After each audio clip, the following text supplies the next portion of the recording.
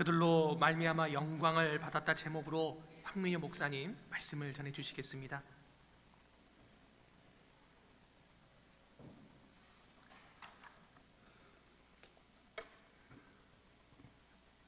은혜로운 찬양 감사합니다. 나의 모든 것은 주의 것이다. 제가 오늘 하고 싶은 말이었거든요. 딱 그냥 그 말씀을 해주셔서 너무 행복하고 좋습니다. 감사합니다. 할렐루야. 한 주간 평안하셨죠? 예, 얼굴 보니까 참 좋습니다. 우리 서로 앞뒤 좌우 보시면서 인사할 텐데요. 뭐라고 인사하시냐면 주님의 소망이십니다 라고 한번 인사해 볼까요? 주님의 소망이십니다. 주님의 소망이십니다. 예. 여러분 한 사람 한 사람은 다 주님의 꿈이요 소망이십니다. 우리 기도하고 말씀 전할게요.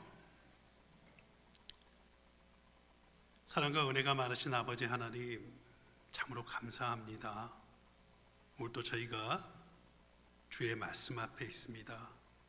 이 시간 말씀의 영께서 우리와 함께 해주시고 부족한 종의 입술을 주장하여 주셔서 하나님의 진리의 말씀이 선포되게 하여 주옵소서.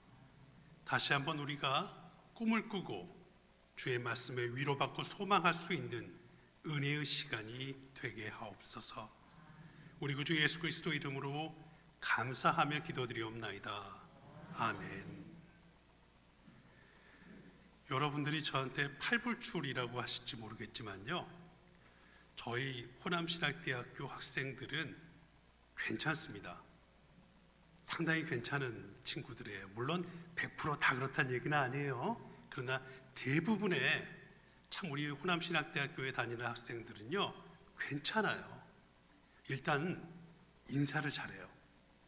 제가 다른 신학대학을 가끔씩 강의를 하러 갈 때도 저희 학교처럼 인사를 잘하는 학생들을 본 적이 없어요. 일단 인사를 정말 잘합니다. 두 번째, 표정이 밝아요. 그래서 늘 얼굴만 봐도 기분 좋은 친구들이 많습니다. 항상 웃고 있으니까요. 그래서 우리 호남신학대학교 참 학생들이 괜찮은 학생들이 많다, 그런 생각을 해요. 감사하게 생각하고 있죠.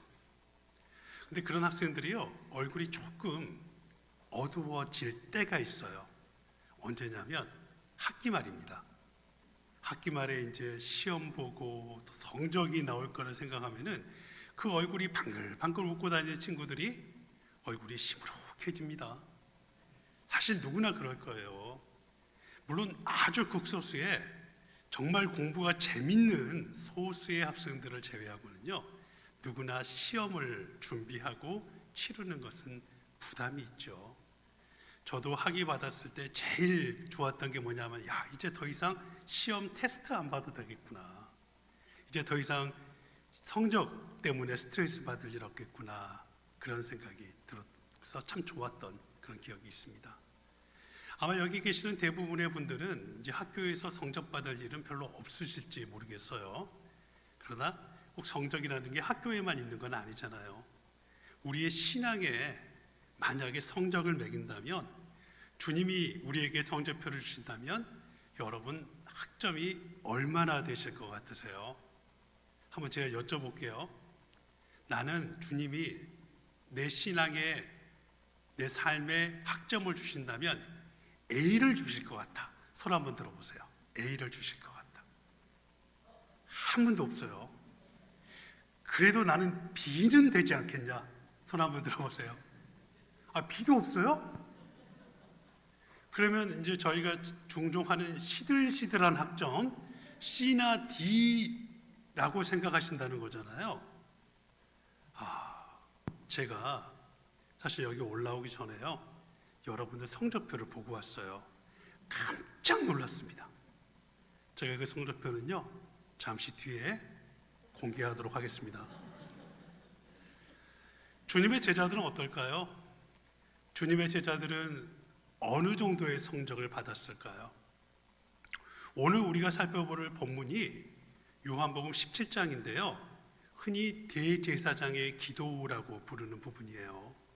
주님이 십자가를 지시기 전에 제자들을 생각하면서 자신의 소망과 꿈을 담아서 제자들을 위해 기도하시는 가장 긴 중보 기도가 나와 있습니다. 근데 오늘 본문을 보면은 예수님이 제자들에게 주신 성적표가 나와 있어요. 여러분, 우리가 제자들에 대해서 잘 알잖아요. 그런데 여기에 한 명은 빠져 있습니다. 가룟 유다는 없어요. 이미 요한복음 13장에 예수님을 팔기 위해 이 자리를 떠났어요. 그러니까 이 성적에 해당되는 사람은 11사람의 제자들 뿐이겠죠. 여러분 생각에 예수님 제자 중에 A 받을 만한 사람, 아니면 B 받을 사람, 시들시들 받을 사람, 누구라고 생각하세요? 성적을 우리가 하나하나 봐볼까요? 자, 6절 말씀입니다. 6절에 이렇게 성적을 말씀하고 계세요. 제가 봉독할게요. 세상 중에서 내게 주신 사람들에게 내가 아버지의 이름을 나타내었나이다. 그들은 아버지의 것이었는데 내게 주셨으며 그들은 아버지의 말씀을 지키었나이다. 아멘. 그들은 아버지의 말씀을 지키었나이다. 말씀에 순종하는 제자들이다라고 평가하시는 거예요. 자, 두 번째 평가 볼까요? 8절 말씀입니다. 제가 봉독할게요. 나는 아버지께서 내게 주신 말씀들을 그들에게 주었사오며 그들은 이것을 받고 내가 아버지께로부터 나온 줄을 참으로 아오며 아버지께서 나를 보내신 줄도 믿었사옵나이다. 믿음이 좋다는 얘기입니다. 말씀에 순종하는 제자들이었고 이번에는 믿음이 좋은 제자들이다. 자, 세 번째 학점 보겠습니다. 10절 말씀입니다. 내 것은 다 아버지의 것이요 아버지의 것은 내 것이온데 내가 그들로 말미암아 영광을 받았나이다. 내가 그들로 말미암아 영광을 받았나이다. 말씀에 순종하고 믿음이 좋고 나에게 영광을 돌린 제자들입니다. A+입니다. 만약에 더 좋은 학점이 있다면 A2+이라도 주실 것 같아요. 와, 최고의 평가죠. 근데 여러분, 이게 이해가 되세요? 이게 말이 됩니까? 예수님이 뭔가 착각하고 계시는 거 아닐까요? 진짜 예수님의 제자들이 이런 학점을 받을 만한 자격이 있습니까? 불과 몇 시간 뒤면은요, 새벽에 제자들 다 도망가요. 베드로가 말하죠. 내가 죽을지언정 저는 예수 곁을 떠나지 않겠습니다. 주님 지키겠습니다. 그런데 3번을 부인을 해요. 첫 번째는 그냥 부인하죠. 나 예수 몰라요. 두 번째는 맹세하며 부인합니다. 유대인이 누구의 이름으로 맹세할까요? 여호와 하나님 이름으로 맹세하는 거예요. 내가 여호와 하나님 이름으로 맹세하는데 나 저 예수 몰라요. 부인한 거예요. 세 번째는 저주하며 부인했다라고 해요. 누구 이름으로 저주하는 겁니까? 여호와 하나님 이름으로 저주하는 거예요. 내가 여호와 하나님께 저주받을 저 예수를 나는 모릅니다. 부인하는 거예요. 동생 안드레, 야고보, 요한, 마태, 도마 다 도망가요. 아무도 없어요. 그런 그들이 무슨 말씀에 순종했으며 그들에게 믿음이 어디 있으며 주님이 그들에게 받을 영광은 어디가 있습니까? 말도 안 되는 것 같아요. 예수님이 뭔가 제자들한테 단단히 속고 계시는 것 같아요. 그런데 아니에요. 주님의 기도는 지금 현재의 제자들의 모습을 보고 하시는 기도가 아니에요. 지금 모습이 아니라 앞으로 변화될 제자들의 모습을 간절히 소망하면서 그 소망을 담아 지금 기도하고 계시는 겁니다. 이게 소망의 기도예요. 우리가 기도를 할 때 한 가지 정말 생각해야 될 건 뭐냐면요, 현실만 놓고 현실만 보고 기도하는 건 안 돼요. 우리가 만에 하나 현실만 놓고 그 현실적인 상황 속에서만 기도하려고 하잖아요. 우리의 기도의 폭이 엄청나게 좁아질 수밖에 없어요. 아마 생각할 겁니다. 이 정도는 예수 그리스도께서 조금만 하나님이 힘써 주시면 될 것 같은데, 그러면 기도하고, 이건 안 될 것 같은데 기도해도, 그럼 기도 안 하고. 그걸 누가 판단하는 거예요? 내가 판단하는 거예요. 내가 이것은 기도해도 되고 이것은 기도할 필요가 없어 라고 내가 재단하는 거예요. 아니에요. 소망의 기도라는 거는요, 지금 현재의 모습이 아니라 앞으로 변화되어야 될 그 놀라운 모습을 기대하고 소망하면서, 정말 그 기도가 내 삶에서, 또 우리 교회에서, 내 가정에서 이루어질 것을요, 머릿속으로 그 영상을 그려보면서 하는 기도가 바로 소망의 기도입니다. 주님은 지금 그 기도를 드리고 있는 거예요. 그리고 그 기도가 하나님의 뜻에 어긋나는 것이 아니라면, 내 육신의 욕심과 정욕으로 드리는 기도가 아니라면요, 하나님은 분명히 그 기도를 들어주실 겁니다. 1637년도에 존이라는 영국의 청교도 목사가 신대륙의 꿈, 아메리카의 꿈을 안고 미국으로 왔습니다. 왔는데 아이고야, 불과 1년도 채 되지 않아 그는 폐결핵에 걸리게 돼요.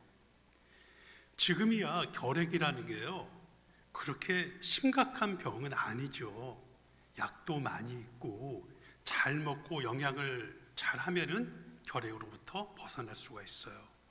그러다 벌써 지금으로부터 380년 전에는요, 이 결핵에 걸리면 그냥 죽는 거예요. 방법이 없어요. 본인이 알았어요. 나 죽는구나. 하나님이 나를 부르시는구나. 그리고 이제 자신의 주변을 정리해 보려고 합니다. 내가 지금 가지고 있는 게 뭔가 봤더니 평소에 책을 좋아해서요, 한 400여 권의 책이 있었어요. 그리고 이주자금으로 다 팔아서, 집 팔고 못 팔고 다 팔아서 가져온 돈이 1700파운드 가까운 돈이 있었습니다. 근데 그때 당시에 그가 살던 뉴 잉글랜드의 캠브리지라는 지역에 뉴 칼리지라는 새롭게 생긴 학교가 있었어요. 그 학교에 기증해야 되겠다. 400권의 책과 자신이 가지고 있는 재산의 절반 정도 되는 800파운드, 정확히는 776파운드입니다. 그 돈을 그 학교에 기부했습니다. 그리고 그는 유언이라고 할 수 있는 것을 그 학교 사람들에게 이렇게 전했습니다. 정확한 내용은 알지 못하지만 이러한 내용이었다고 전해지고 있습니다. 제가 한번 읽어볼게요. 나는 이 땅에 꿈을 가지고 왔습니다. 좀 더 신학을 공부하고 싶었고 법률과 과학도 공부하고 싶었습니다. 그래서 훌륭한 신학자, 법학자, 과학자가 되는 것이 나의 꿈이었습니다. 그러나 이제 하나님께서 나를 부르시는 것 같습니다. 나는 하나님께서 내가 이 땅에서 이루지 못한 꿈을 이 학교에서 공부하는 학생들을 통해서 이루어 주기를 바랍니다. 내가 이 학교에 기증하는 책들을 통해 훌륭한 신학자, 법학자, 과학자들이 많이 나와서 이 땅을 풍성하게 하고 인류에 이바지하기를 바랍니다. 그런데요, 이게 웃긴 게 뭐냐면, 이 뉴 칼리지에 당시 졸업생은 나오지도 않았고 정교수 1명, 학생 수 8명인 학교예요. 이 학교 동네 학원만도 못하죠. 정교수 1명에 학생 수 8명, 그 학교에 자신의 기부를 하면서 인류에 이바지할 이런 사람들이 나오기를 바란다. 그 다음에 결국 이 존이라는 목사는 1938년도 31살의 나이에 세상을 떠나게 됩니다. 그리고 그 다음에 1639년도에 사람들은 이 목사의 그 뜻을 기려서 학교의 이름을 그 목사의 이름으로 바꾸었습니다. 380년이 흐른 오늘의 그 학교는 어떻게 되어 있을까요? 참 놀랍죠. 8명의 미국 대통령이 이 학교 출신입니다. 여러 부통령, 수많은 예술가, 역사가, 또 작가들, 학교 동문과 교수들을 포함해서 161명의 노벨상 수상자가 이 학교 출신입니다. 이쯤 되면 여러분 어느 학교인지 아시겠죠? 그 목사의 이름은 존 하버드입니다. 그리고 그 목사의 기도로부터 시작된 하버드 대학은 오늘날 그 꿈을 이뤄가고 있습니다. 학생 수 2만여 명, 그리고 장서수가 2천여만 권, 학교의 기부금, 유동자산만 530억 불, 65조 원이 넘습니다. 세계 최고의 학교죠. 이 학교의 꿈은 한 목사의 소망을 담은 기도로부터 시작됐던 겁니다. 우리 주님의 기도는 어떻게 됐을까요? 이루어졌죠. 주님이 원하시는 그 모습으로 제자들이 바뀐 거예요. 제자들 두려워서 다 도망갔지만 결국 그들은 거듭났습니다. 베드로 같은 경우 로마 교회의 기틀을 놨고 로마 교회의 지도자가 됐죠. 그리고 그는 십자가에서 순교합니다. 물론 외경이긴 하지만 베드로 행전 35장 이후로부터 보면은 그는 그런 이야기를 해요. 나는 거꾸로 나와서 거꾸로 살아온 인생인데 어떻게 우리 주님처럼 똑바로 십자가에 달릴 수 있겠는가? 십자가에 거꾸로 매달려 순교합니다. 그의 동생 안드레도 마찬가지예요. 전해지는 이야기에 따르면 아가야 지방에서 복음을 열심히 전하다 그 역시 십자가형을 받고 순교하게 됩니다. 우리가 아는 야고보 역시 사도행전 12장에 보면 열심히 복음을 불같이 전하다가 최초의 순교의 열매가 되죠.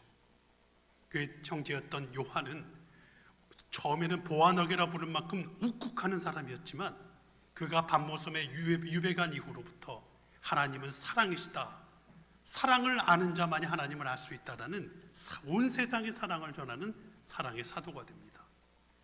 마태는 평생을 금욕적으로 살아가다가 수많은 죄인들을 주님의 품으로 인도했다고 하죠. 의심이 많았던 그 도마는 결국 믿음의 사람으로 거듭나서 가장 멀리 인도까지 가서 도마 교회를 세웠어요. 그래서 오늘날에요, 재밌는 거는 인도 지방에 가잖아요. 기독교를 믿는 사람들 이름이 거의 남자들이 도마가 많습니다. 그래서 여기도 토마스, 여기도 토마스. 그래요. 가나안인 시몬은 페르시아에서 열심히 복음을 전하다 돌에 맞아 순교한 걸로 알려져 있습니다. 주님의 기도는 이루어진 거예요. 오늘날 우리는 어떻습니까? 이 주님의 기도는요, 단지 주님의 제자들만을 위한 기도가 아니에요. 그 제자들의 제자들인 우리 모두를 향한 기도입니다. 어찌 생각해 보면은 우리가 받은 그 기도의 무게는 예수님의 제자들보다 더 클 수도 있어요. 왜냐하면 예수님의 제자들은 자신의 제자를 위해서 기도했을 거고, 그 제자는 그 제자들을 위해서 기도했을 거고, 그 기도의 무게가 우리에게는 훨씬 더 클지 모릅니다. 어쩌면 우리는 그런 생각할지 모르겠어요. 주님의 저 기도를 나는 받을 자격이 없어. 아까 우리 한 명도 A, 심지어 B에도 손을 들지 않으셨던 것처럼 나는 이렇게 시들시들한 사람이야. 근데 여러분 절대로 그렇게 생각하지 마세요. 본인을 사랑하세요.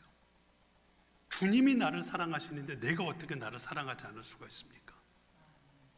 주님이 나를 믿으시겠다는데, 나에게 소망을 주시겠다는데 내가 어떻게 나를 믿지 않고 소망을 가질 수 있지 않을 수 있겠어요?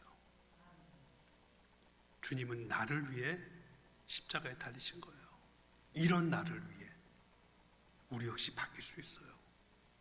새롭게 거듭날 수 있고 주님의 뜻을 이루어갈 수 있습니다. 저로 항상 이런 소망의 기도를 드려요. 지금은 호남신학대학교에서 제가 일하고 있지만 사실 그 전에 작은 개척교회를 섬긴 적이 있거든요. 그때 이제 그 기도를 하는데 처음에 계속 머릿속에 막 떠오르는 게 건물 있는 교회 있잖아요. 막 그게 떠오르는 거예요. 속으로 그랬어요. 이거는 내 욕심이다. 아니다. 그래서 그 다음부터는요, 그 상가에 있는, 저 교회가 있는 상가에 있는 그 계단만 머릿속에 그리면서 기도를 했어요.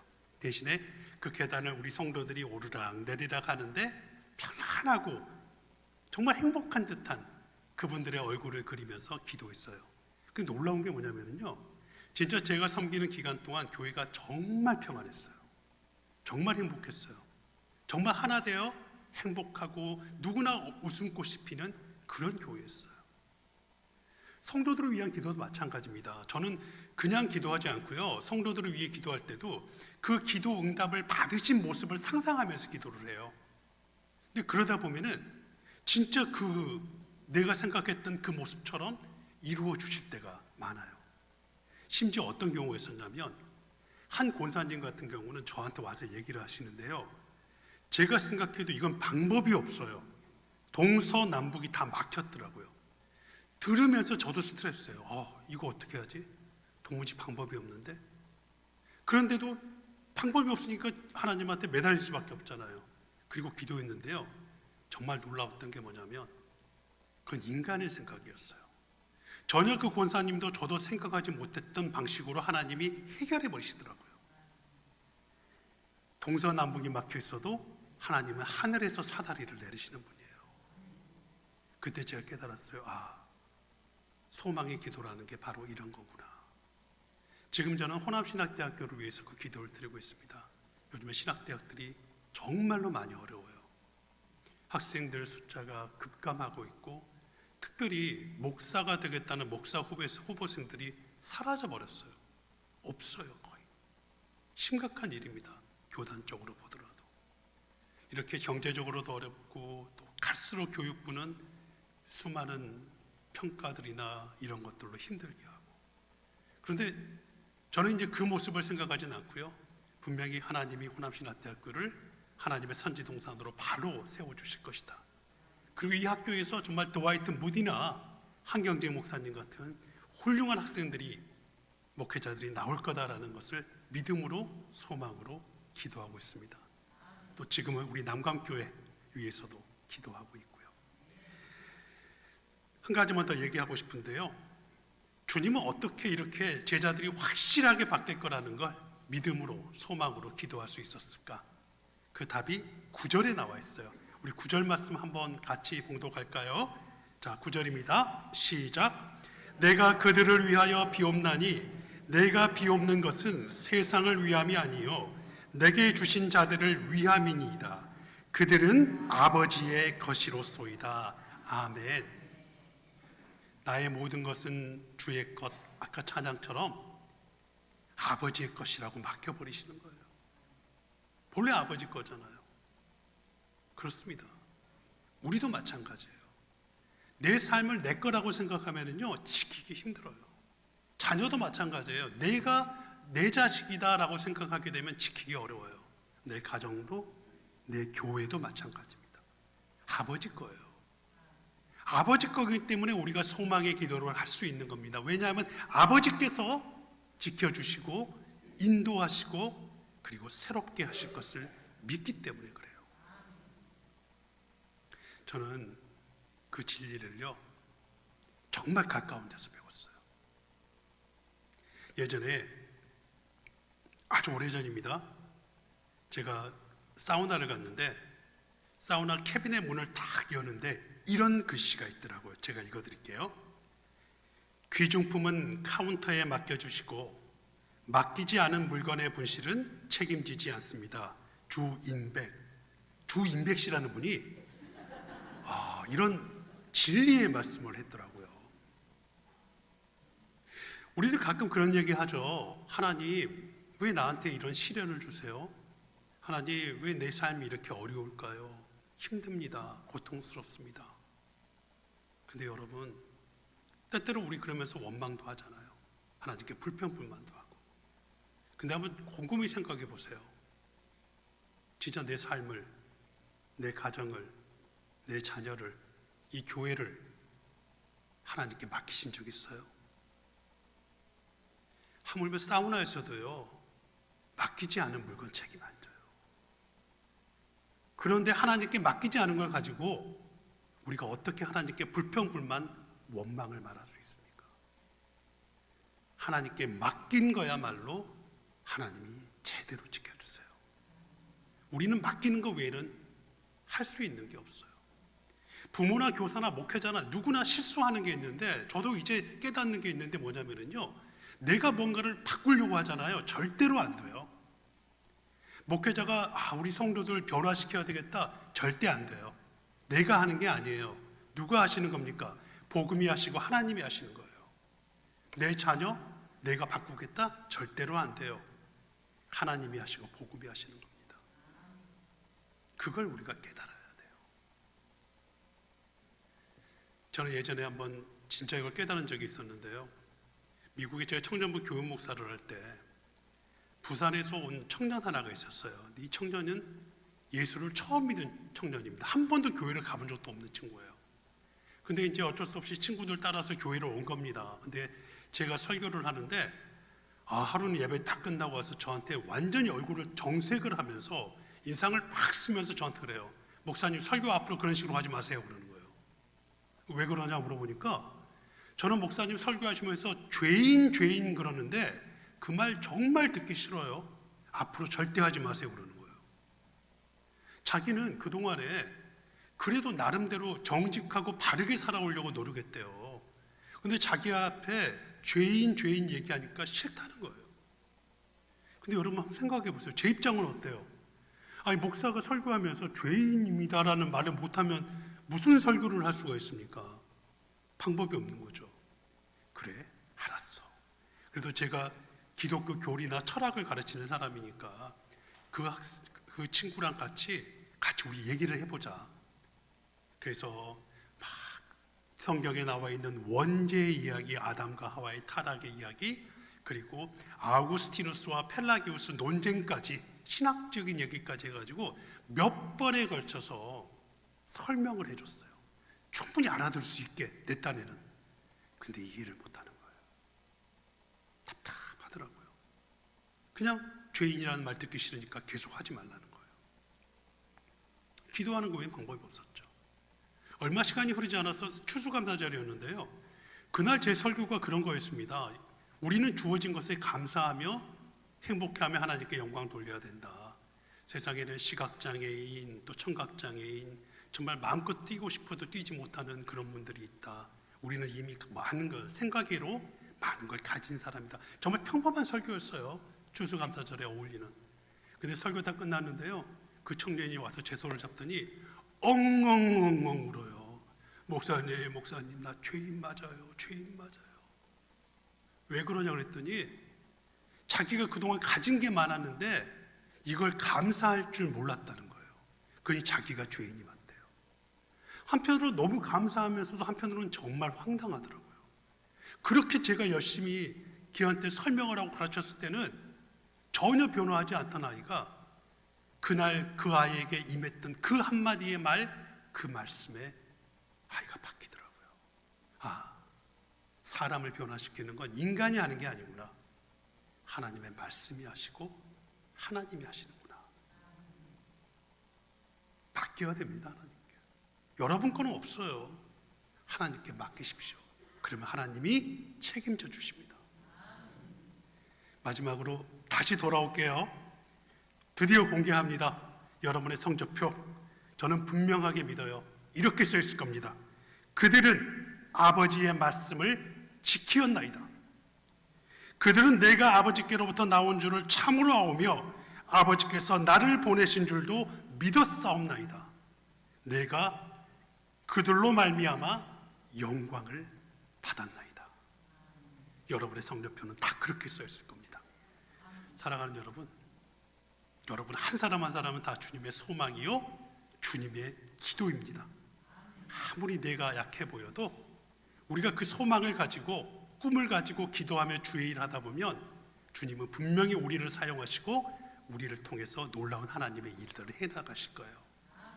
우리 연세가 많은 장로님, 권사님들, 아이고 목사님, 내가 나이가 몇 살인데 지금 무슨 소망이고 꿈입니까? 그런 말씀 절대로 하지 마세요. 여러분들이 전도하는 한 사람을 통해서 하나님이 한 사람의 놀라운 영혼을, 생명을 살리시고 한 가정을 살릴 수 있으며 그 사람을 통해서 한 교회를 세우실 수도 있어요. 여러분 한 사람 한 사람은 다 주님의 소망입니다. 주의 영광이 될 것입니다. 사순절 기간 주님의 이 기도를 다시 한번 깊이 묵상하면서 새롭게 소망하며 주의 일에 더욱 힘쓰는 저와 여러분 될 수 있기를 간절히 소망합니다. 사랑의 아버지 하나님, 우리의 삶의 모든 것들을, 나의 삶을, 나의 가정을, 나의 생업을, 이 교회를 아버지께 맡길 수 있는 믿음을 허락하여 주옵소서. 우리의 삶을 통해서 아버지께 영광 돌리며 살아갈 수 있는 주의 소망들이 되게 하여 주옵소서. 우리 구주 예수 그리스도 이름으로 감사하며 기도드리옵나이다. 아멘.